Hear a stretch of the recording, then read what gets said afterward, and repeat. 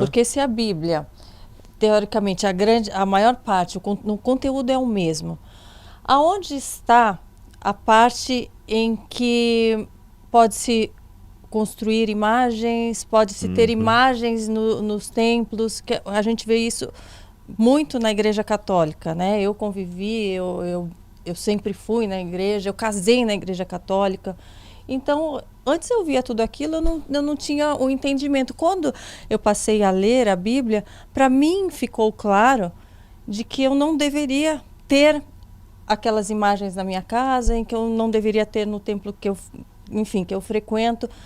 Mas qual é a explicação lógica, embasada na Bíblia, de que aquilo está tudo bem, que aquilo faz parte, né, do que Deus pede para nós? Eu não encontrei isso. Entendi. Eu vou te dar a resposta em 3 níveis. E eu perguntei para um padre, o padre me explicou da seguinte forma. Fale você primeiro. Não, por favor, pode ir lá.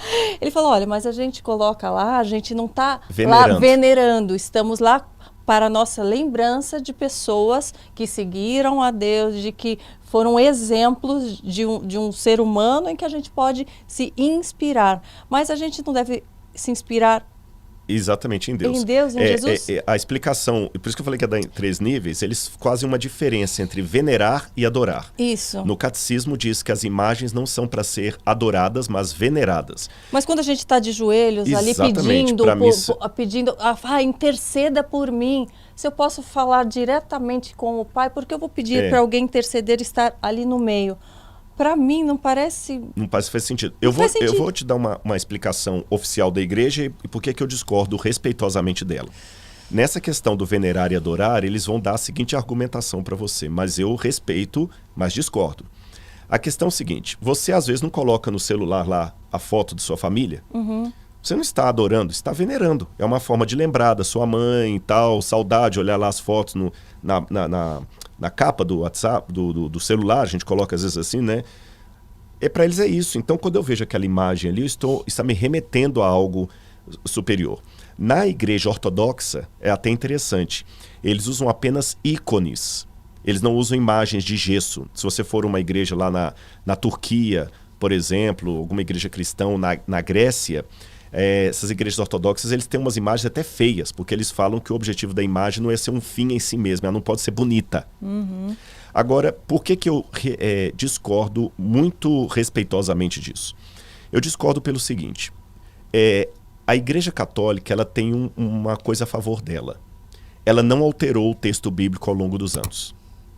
Porque se a Igreja Católica tivesse alterado o texto bíblico ao longo dos anos, essas coisas não estariam proibidas na Bíblia até hoje, porque antes de surgir o protestantismo, em 1517, os rolos da Bíblia ficavam com padres e judeus maçoretas da Idade Média. Sim. Se eles houvessem mudado, hoje a gente teria visto a mudança principalmente pela papirologia, então eles não mudaram. E por que não mudaram? Aí que tem a questão. Você terminou sua pergunta com uma expressão baseado na Bíblia. Não existe na tradição católica essa expressão baseado na Bíblia. De uns tempos para cá, muitos católicos estão se voltando para o estudo da Bíblia, mas isso de um tempo para cá, ou mais propriamente a partir do Concílio Vaticano II, quando você tem lá o documento Dei Verbum, que é sobre a Bíblia Sagrada. Antigamente a gente ia na igreja, não entendia nem o que eles estavam falando, né? Exatamente.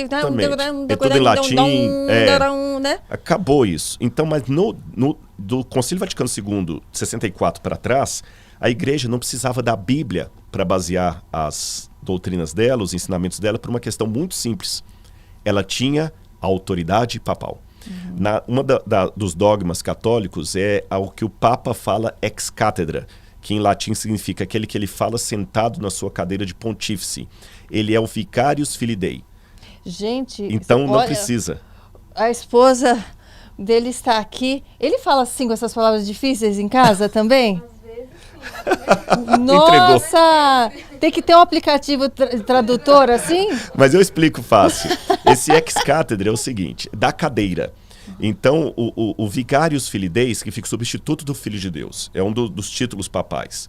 Então, o que ele fala sentado na cadeira de papa é como se fosse o próprio apóstolo Pedro inspirado por Deus falando.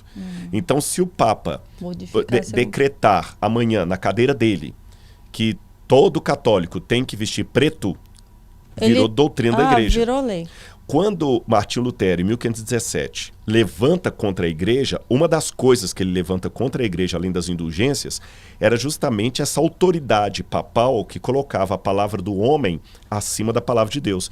Por isso que o lema da Reforma Protestante era sola Scriptura, só a Bíblia. Sola Scriptura, sola gratia, sola fide. Só a Escritura, só a graça, só a fé. E, curiosamente falando, isso estava profetizado que aconteceria na Bíblia. Então eu vou mostrar na Bíblia para você por que tem imagem de escultura na Igreja Católica, mesmo a Bíblia Católica proibindo isso. Sim. Aqui... E alguém até já me falou, mas depois tem uma parte que fala em que no templo haviam imagens de anjos. Isso é então verdade. Pode ter de anjos, não pode ter de santos, então acaba entrando em Isso é verdade, só né? que tem uma questão. Lá por isso que eu falo, se for para ilustração, tudo bem. Eu não teria problema de ter uma Bíblia ilustrada. Aqueles anjos que estavam ali no tabernáculo, fundidos de ouro e desenhados também nas paredes, eram para ilustrar o que queria dizer. Jamais um sacerdote se ajoelharia diante daqueles anjos. Sim. Nem a Arca da Aliança, que era o símbolo da presença de Deus, podia ser adorada. Tanto é que Deus colocou a arca dentro do santuário e no lugar santíssimo. E o único que podia entrar diante da arca, onde tinha esses anjos, era o sumo sacerdote uma vez por ano. Então o povo não ficava vendo esses anjos. Sim.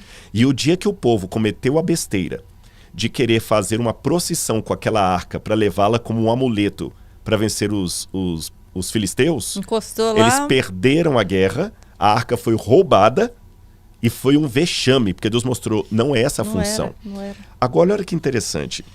A Bíblia fala... No livro de Daniel. O livro de Daniel foi escrito no 6º século antes de Cristo. E o livro de Daniel, ele trazia profecias do que ia acontecer com o povo de Deus em todas as épocas até o fim dos tempos. E no livro de Daniel, capítulo 7, ele fala de 4 animais que representavam 4 grandes impérios que haveria sobre o mundo. Isso foi se cumprindo ao pé da letra. O primeiro animal representava a Babilônia, o segundo a Medopérsia, o terceiro a Grécia e o quarto representava o Império Romano. E Daniel coloca que em determinado momento do Império Romano, desse quarto animal, esse Império Romano se juntaria com o povo de Deus, mas para macular o povo de Deus e perseguir os fiéis do povo de Deus. E o Apocalipse dá mais detalhes disso, e o apóstolo Paulo também, quando fala de uma grande apostasia que viria antes da volta de Jesus. Apostasia é uma palavra grega que significa desvio da fé, quebra da aliança. A gente pode falar da aliança, quebra da aliança. E uma das coisas que Daniel diz que esse animal faria seria o seguinte, Daniel capítulo 7, versículo 25. Diz assim na sua versão, viu? Então vocês perguntaram, Bíblia católica, Bíblia de crente, e tem a Bíblia da Karina Bach aqui também. Eu tenho certeza que um monte de gente vai querer, qual a Bíblia que você usa para comprar uma igual, viu? Aqui diz assim, o verso 25, falando desse monstro simbólico, né, que era Roma, junto com o cristianismo. Ele falará contra o Altíssimo, oprimirá os seus santos e tentará mudar os tempos e as leis. Curioso que a palavra leis que aparece aqui no livro de Daniel não é lei no sentido secular da palavra, é a lei de Deus. Divina. É a mesma palavra que aparece no capítulo 6, quando os inimigos de Daniel falam o seguinte, eu tenho certeza que ele não fará nada contra o rei, a menos que seja uma coisa que esteja escrito na lei do seu Deus. É a mesma palavra. Então, esse poder cuidaria em mudar os tempos e a lei. Os tempos, a palavra idam em hebraico significa calendários. Tanto é que na tradução católica está assim, e cuidará em mudar os calendários e a lei. Roma, na sua forma pagã e na sua forma papal, mudou os calendários e a lei de Deus. Quer ver?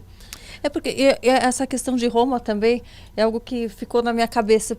Eu vi tanto, né? A gente vê na história como foram perseguidos os cristãos, queimados, aquela loucura em Roma.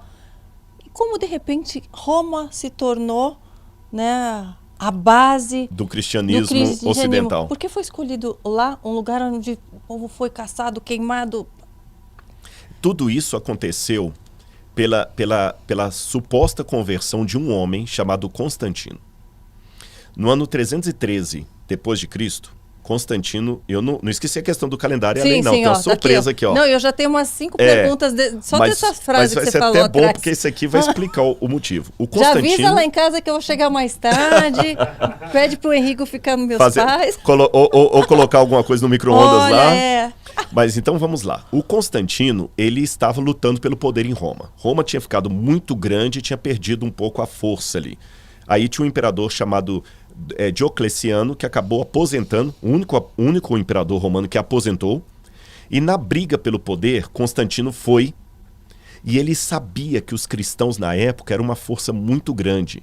Há inclusive uma frase atribuída a Tertuliano que diz que o sangue dos cristãos era como semente.